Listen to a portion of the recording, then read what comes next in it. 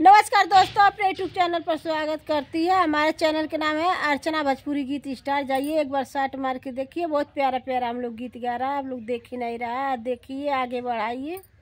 Hello दोस्त, नमस्ते, प्रणाम। अपने यूट्यूब पे स्वागत करते हैं। हमारे चैनल का नाम है विद्या गोरखपुर। उसमें भी जा रहा है गीत अच्छे अच्छे। आप लोग सब सर्च मार के आप लोग देखिए। आप लोग के पसंद पड़े तो आप लोग शेयर करिए, लाइक कमेंट जरूर कर देना।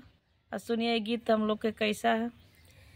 सासू सावकीन ससुर जी गदेलवा बड़ी झमेलावा बाणना, बड़ी झमेलावा बाणना। सखी ससुरे में हमारे बड़ी झमेलावा बाणना। सखी ससुरे में हमारे बड़ी झमेलावा बाणना। सासू सावकीन ससुर जी गदेलवा बड़ी झमेलावा बाणना, बड़ी झमेलावा बाणना।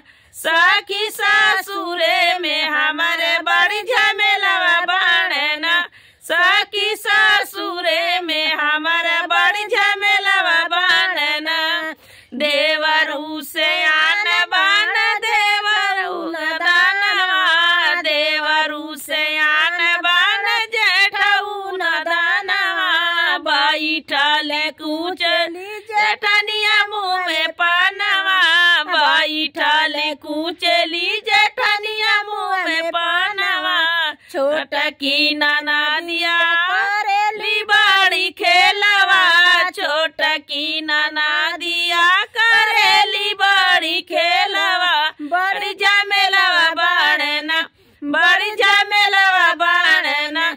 सखी ससुरे में हमारे बड़ी झमेलावा बाणना। सखी ससुरे में हमारे बड़ी झमेलावा बाणना। मन जोगे मिलल नाही भैला सखी हमारो सपनवा, पूरा नाही भैला सखी हमारो सपनवा।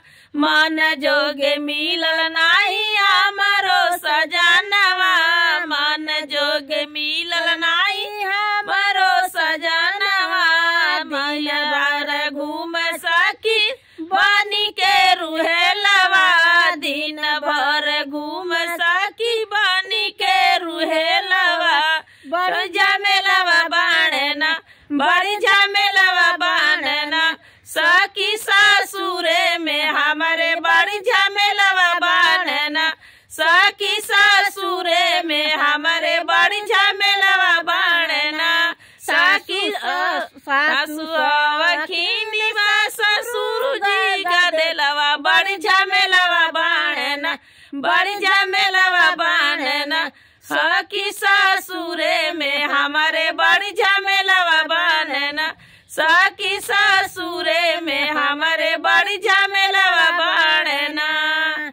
देखिए बहुत सुंदर चुटकुला नाच गीत है। अगर आप लोग पसंद पड़े तो शेयर जरूर करना।